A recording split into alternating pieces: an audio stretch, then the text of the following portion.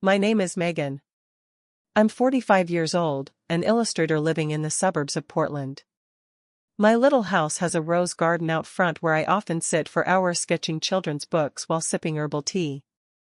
That peaceful life came crashing down one Tuesday afternoon. The very afternoon I thought my husband would return from his long business trip, but he didn't come back alone.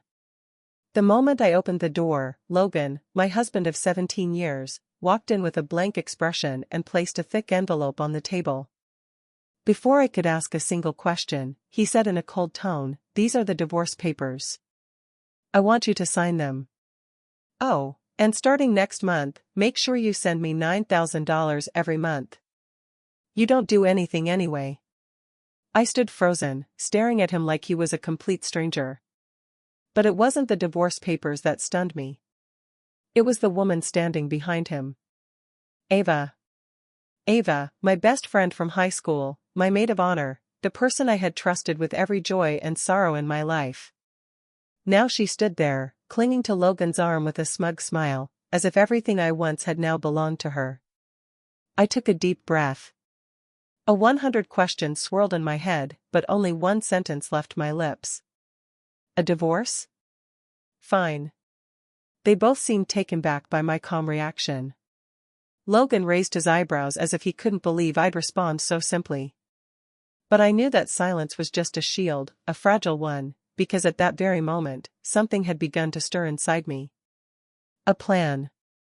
I didn't ask why. I didn't need to. It was all painfully obvious. I just looked at Logan, quietly, picked up the file, and walked into my studio. As the door clicked shut, I heard Ava whisper to him, "Told you she's not going to make a scene. Someone that weak. What's there to be afraid of?" I sat down and placed the divorce papers in front of me. My fingers trembled, but not from heartbreak, from fury. Fury at myself for not seeing it sooner. For letting two betrayers step into my home and my life, wearing the smug look of winners. Logan used to say I was lucky to have him, that he was the one putting up with me while I just drew pictures and wrote some unprofitable kids' books. I believed him so much so that I didn't notice how I was slowly suffocating in a one-sided marriage, one where love and respect only flowed in one direction. But not anymore. I stood, walked to the mirror, and looked myself in the eyes. No tears, just Megan, the woman who had once been soft, now turning steel cold.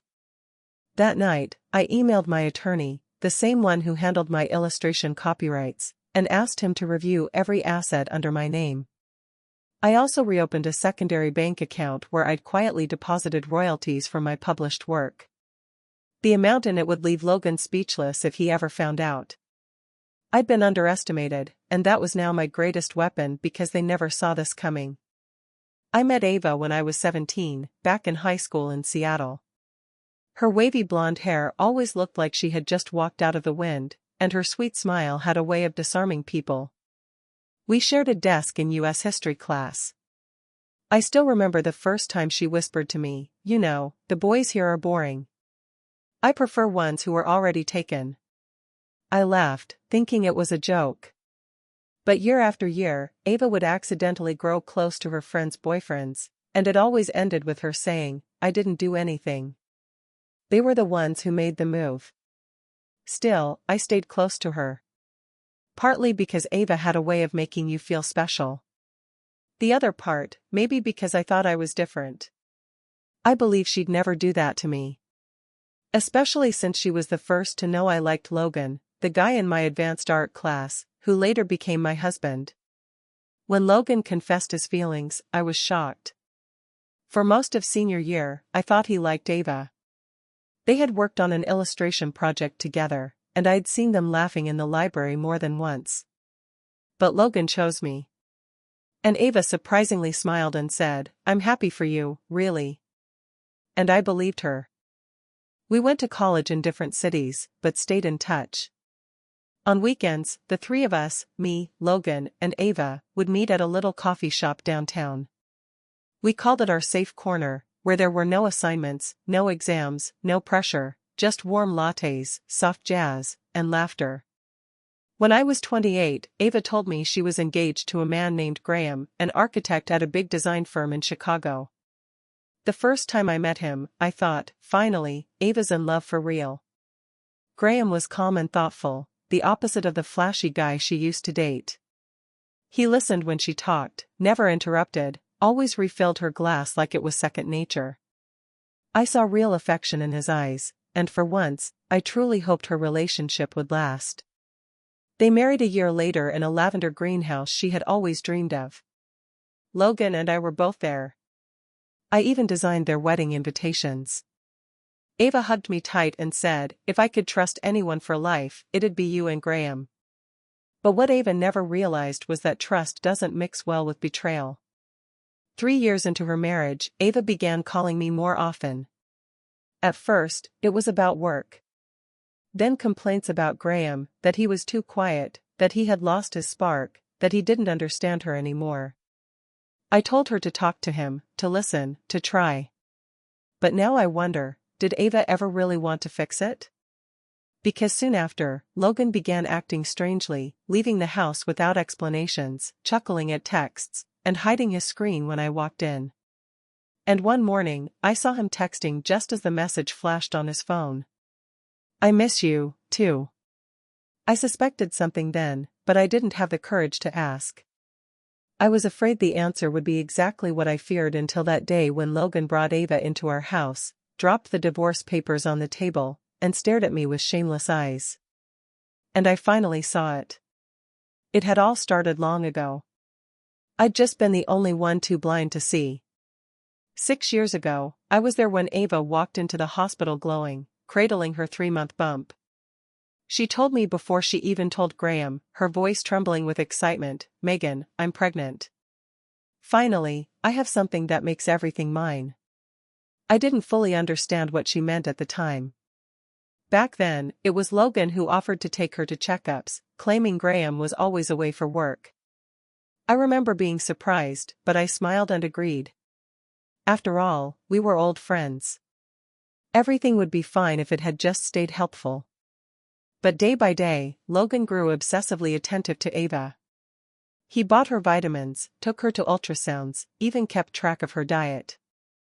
I only found out when I accidentally opened his notebook and saw this written on the first page. Week 16, Seafood.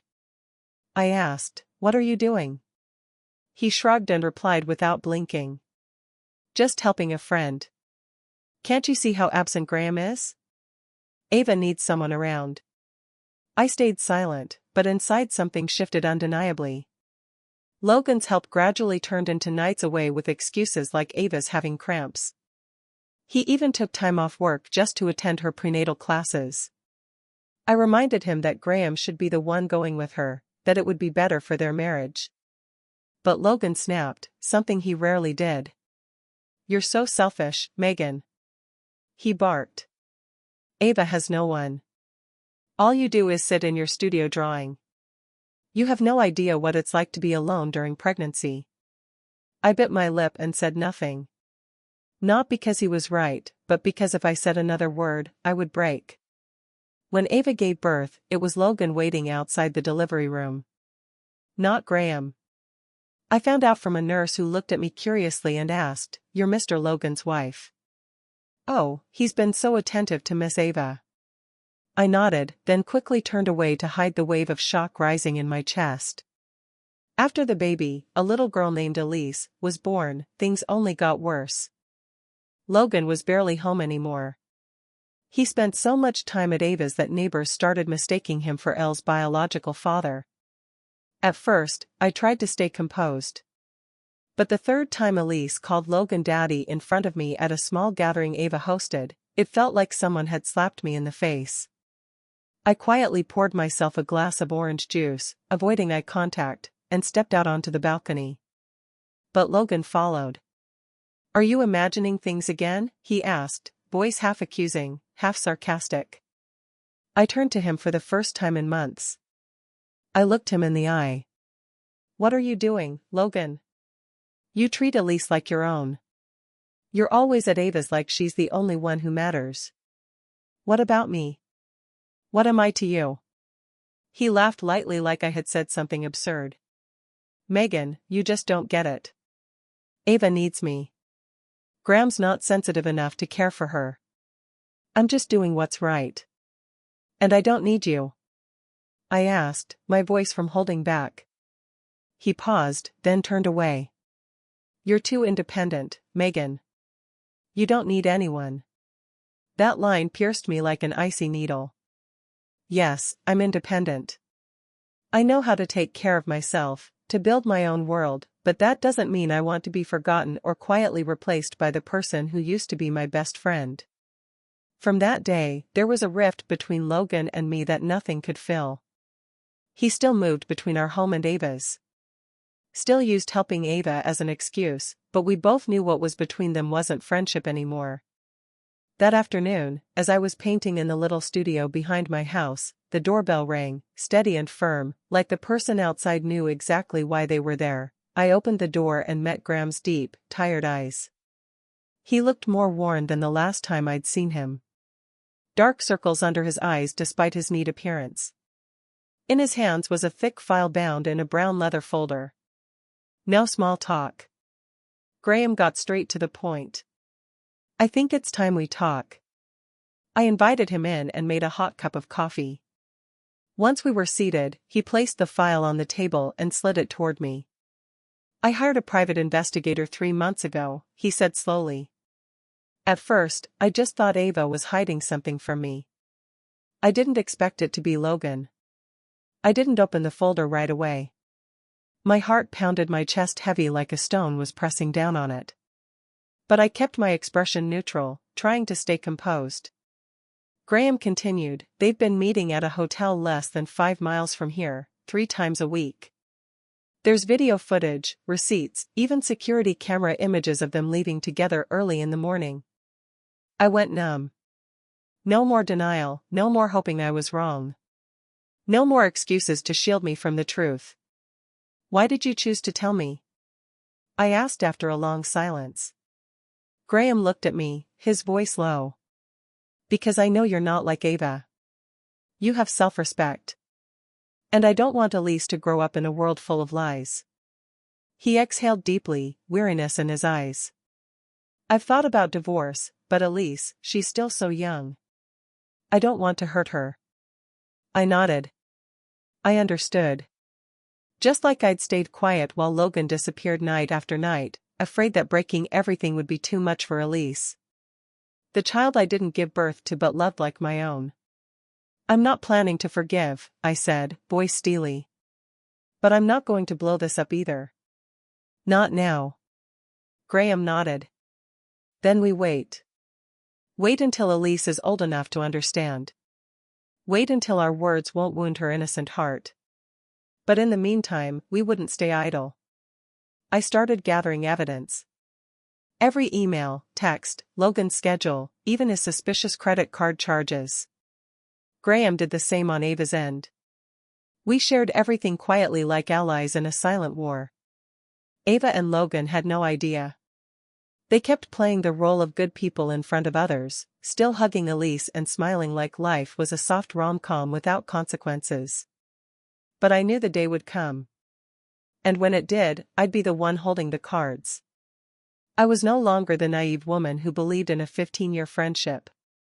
No longer the wife who sat by the window waiting for her husband to come home, pretending not to see the lipstick stains on his collar.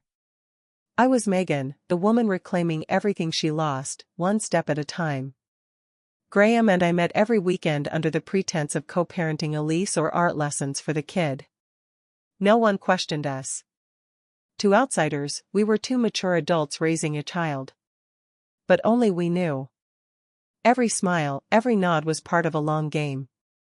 Once, as Elise napped on the sofa, Graham looked at me and whispered, I used to think Ava was someone I could trust for life. I smiled sadly. I used to think the same. No more words, just a shared look of understanding and the resolve in our hearts that someday the truth would come out. Not with rage, but with strategy, patience, and the quiet strength of those who have been hurt too deeply to tremble anymore. I found out I was sick during a routine checkup when the doctor frowned at the ultrasound and said, there are some abnormal results. We'll need to run more specialized tests. I still remember sitting in the waiting room, clutching my medical folder, heart pounding like it was being squeezed tight. A week later, I got the results. A large benign ovarian tumor that required early surgery and long-term hormone treatment. Not life-threatening, but serious enough to keep me in the hospital for months of observation. I didn't cry. I didn't panic. I just felt tired. I'd always been the strong one carrying everything quietly. But standing outside the hospital room under dim yellow lights and the buzz of the PA system, I suddenly felt unbelievably small. I called Logan. Not because I needed him, but because I wanted to see if any sliver of decency remained in him. He answered on the sixth ring, voice indifferent. Yeah, what do you need? I hesitated, then said, I need to be hospitalized for a while. Some health issues. There was silence on his end. I'm busy with work, but maybe I'll swing by if I have time. That was it. No, what's wrong? No, what hospital? No concern. I heard Ace laugh somewhere behind him, and I hung up. 3 days later, I lay in a hospital bed, ivy in my arm, still working on a draft of my next children's book. I didn't stop, not for money, but because it was the one thing that still made me feel like I mattered. Elise, the child I once cradled, taught to draw, and sang to sleep, was becoming more distant. After her 15th birthday, she stopped visiting often. When I texted, I'd get short replies. Busy with school, or worse, no reply at all. I knew what Ava was doing. I knew she was slowly creating a wall between me and Elise. Maybe with vague words, maybe with twisted stories. She had always been good at manipulating feelings, especially those of a child. Graham still visited me weekly, bringing fresh flowers or pastries I liked. He never said much, just sat by me and talked about work, Elise, or sometimes our shared past. I don't know when it happened, but his presence became part of my healing. Quiet, steady, kind in a world that had grown so cold. One day, Logan showed up unexpectedly. He wore a white shirt, wrinkled jeans, and carried a bag of fruit, the kind I'm allergic to. As soon as he stepped into the room, he said, just stopping by real quick. Ava's waiting in the car. I nodded, saying nothing. He looked around, his eyes landing on my half-colored sketch. Then he smirked. You're still doing this stuff? With your condition, maybe it's time to take a break. I didn't answer, just turned the page and kept coloring. After a few minutes of silence, he muttered, heard you landed a big deal. I looked up and met his gaze, curious, but not out of concern. It was the look of someone calculating. Yeah, a studio wants to adapt Luna and the Hill of Light into an animated series. Contract was signed last week. Logan paused, then scoffed. Wow, you're really something so good. You don't need anyone. I simply smiled. That's right. I don't need anyone. Especially not someone who was never truly there for me. He didn't say another word, just turned and walked out, leaving behind the fading shadow of a man who was once called a husband. And I went back to the colored pencil in my hand, sketching an open door that led to a new sky, one without betrayal, without mocking laughter, and without anyone walking into my life, only to leave like they were never there. I had only stepped out of the hospital room for some tests, barely 15 minutes. When I returned, my phone screen showed 18 missed calls, all from Logan. Half curious, half exhausted, I hit call back. After just one ring, he answered screaming. Megan, what the hell are you doing? I frowned. What are you talking about? Why is there a foreclosure sign in front of the house? Why are Ava and I being told we have 3 days to vacate? That house is ours. I paused for a second, then gave a quiet laugh. No, Logan, that house is mine. It's been in my name since before we got married. I paid the down payment. I paid the mortgage. I paid the property taxes every year. You didn't contribute a single cent. I'm your husband, he shouted.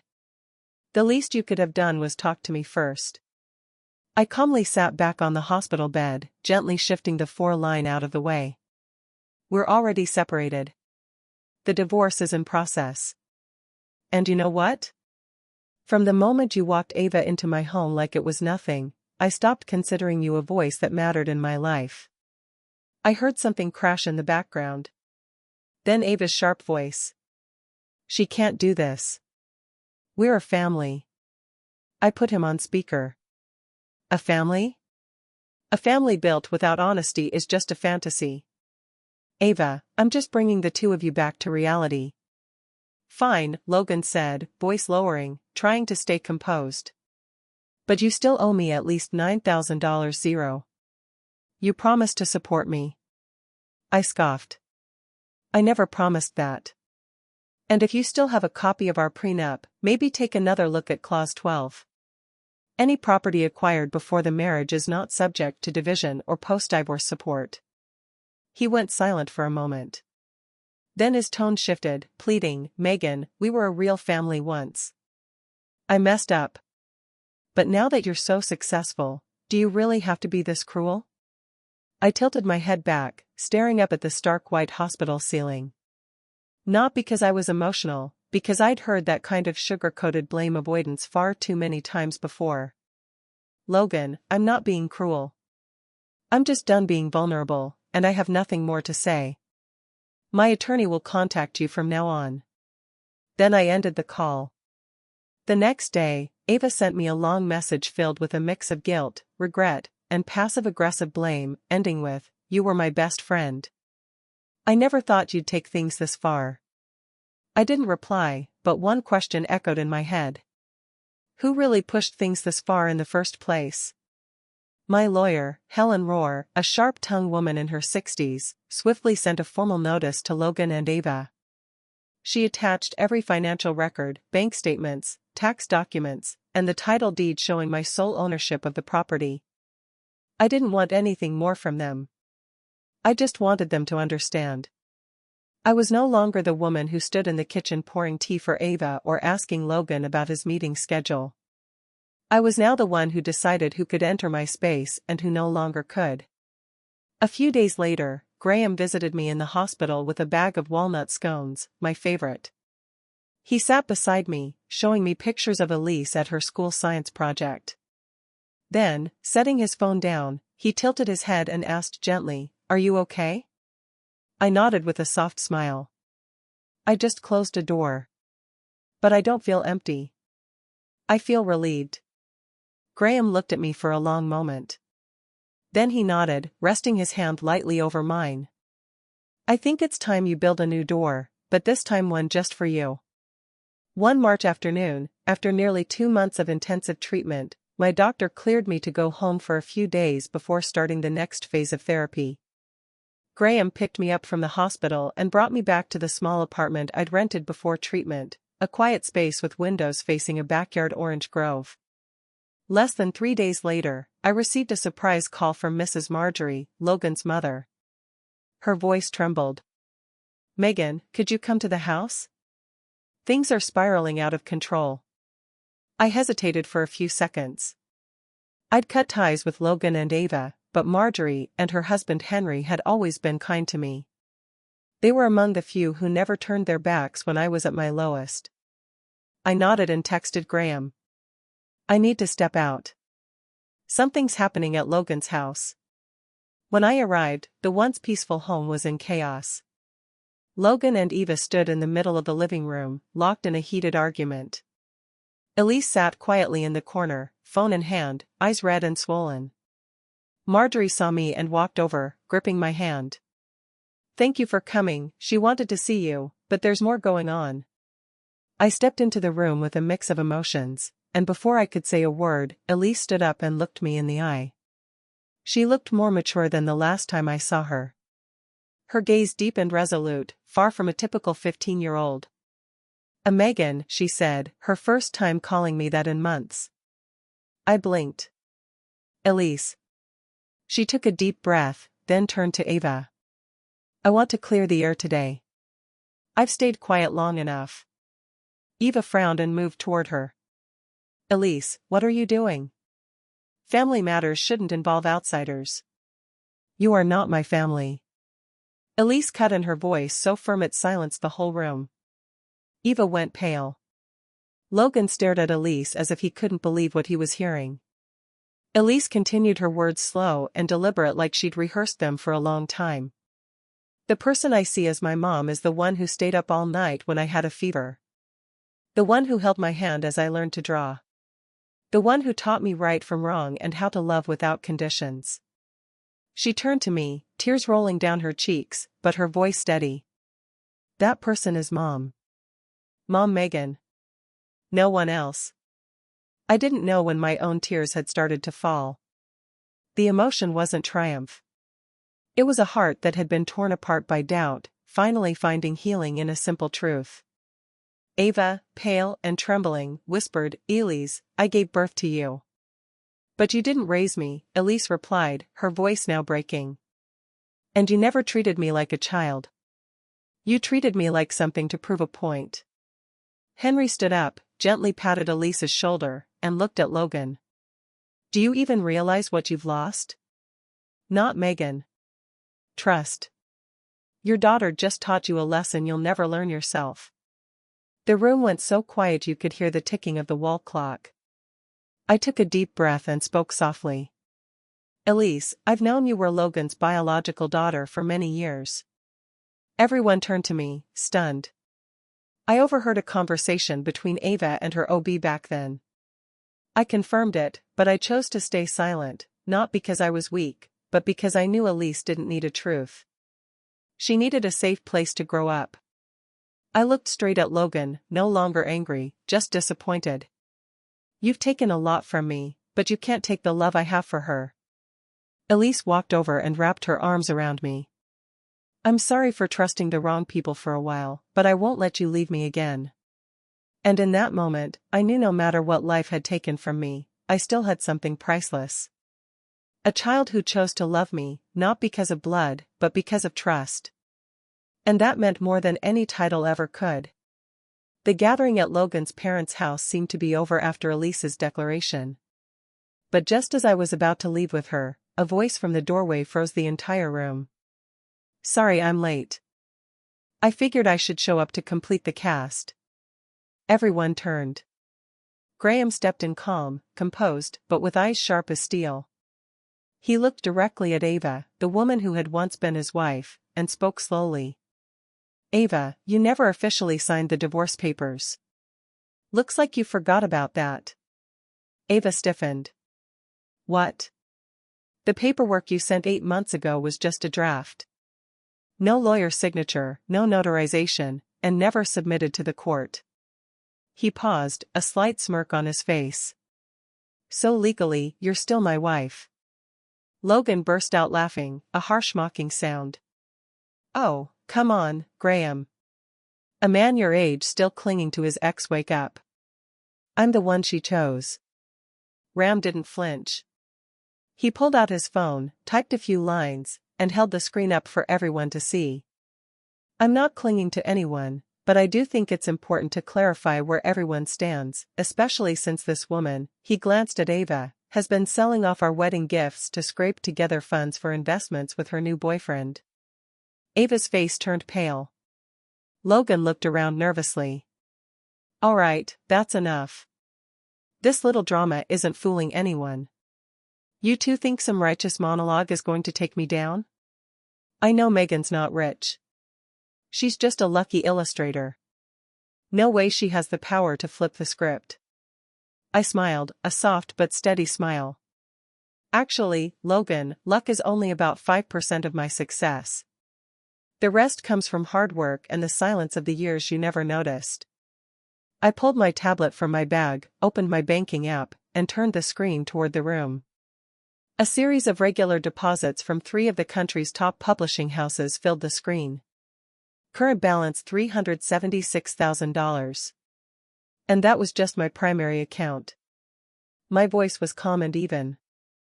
I currently have 3 active publishing contracts, an animated adaptation launching this fall, and 4 children's book series that stayed on the bestseller list for the past 12 months.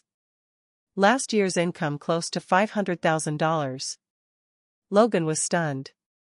Ava took a step back, her lips moving, but no words coming out.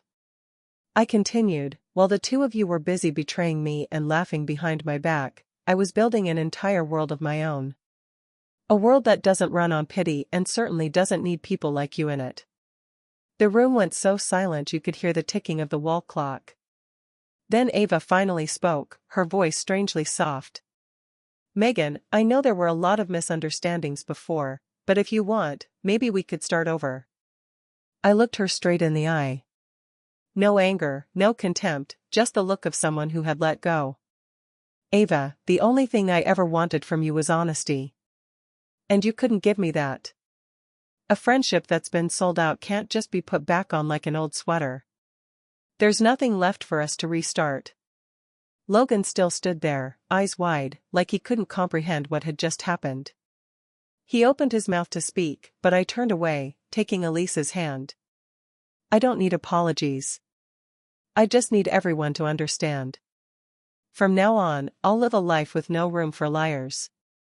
Then I walked out of that house with confidence in my eyes. A child who chose me as family, and two people behind me who once thought I'd always be the loser. They were wrong. And this time, I didn't need to say another word to prove it. A few weeks after that fateful gathering, word spread like wildfire through the small town. Logan was officially fired by his father, Mr. Henry, from his position overseeing a real estate development project. No one trusted him after the scandal broke. Mr. Henry, who had quietly covered for his son many times before, was firmer than ever this time. From now on, you'll have to earn your living, he said in front of me at a family meeting. And if you want to earn back any trust, start from the bottom. Days later, Logan was sent to the western Oregon coast to do manual labor on a deep-sea fishing vessel where wake-up calls came at 4 a.m. And sleep meant swaying on iron bunks. He called me once. I didn't answer. As for Ava, after losing all credibility and failed investments, she was forced to move into a rundown motel on the south side of the city. Her days were now filled with waiting tables at a diner, running delivery shifts in the evenings, and working warehouse weekends. Once someone who lived to paint her life in glamour, Ava had become a woman shrinking into the shadows. She lost custody of Elise. Not long after that meeting, the court ruled swiftly after receiving the documents from Graham's attorney along with Elise's own testimony. Graham was granted full legal guardianship. Ava was stripped of visitation rights unless expressly approved by the guardian. I saw Elise again on a May afternoon at the city's central library. She was reading a French translation of one of the children's books I illustrated just released by a European publisher. "Why are you learning French?" I asked, placing a hand on her shoulder. Elise looked up, beaming. "I want to translate your books one day, Mom. I want kids everywhere to read your stories." Even if I'm living on the other side of the world, my heart swelled. I used to dream of a quiet world of my own. Just painting, just peace. But Elise made me realize that what I create can go beyond that world and reach the hearts of so many more. My health was improving too. The treatment rounds were becoming less frequent. And the doctor said if my numbers stayed stable for a few more months, I could be fully discharged with just periodic checkups. I returned to my brushes, to the vibrant world of watercolors and imagination where pain didn't exist. Or if it did, it could be healed through hopeful stories. One evening, as I sat in my studio, Graham walked in, still composed, but this time holding a bouquet of lavender. "I've been thinking," he said plainly. "If life gives you a second chance, I don't want to waste mine. Megan, would you want to start again? But this time with someone who respects you and stays." I froze for a moment. We had fought through so much pain together. He knew every imperfect part of me, and I knew his kindness wasn't fleeting. It had been tested by time and heartbreak. I didn't answer right away. I walked over, placed the flowers in a vase, then turned to him. "Would you wait for me?" He nodded. "As long as it takes." And I believed him. Not because of sweet words, but because in a world that had knocked me down so many times, Graham was the only one who never tried to change me, he simply stayed. Megan's story proves that sometimes the biggest losses lead to the doors of freedom and rebirth. Betrayed by her husband and best friend, she didn't collapse. She rebuilt quietly and fiercely. Her resilience, kindness, and talent not only brought her justice, but also inspired the next generation. In a world full of wounds, she chose to live truthfully. And that's the most beautiful victory of all. What do you think about Megan's journey and the choices she made? Share your thoughts in the comments. And don't forget to follow the channel for more heartfelt, powerful, and meaningful stories about family and life.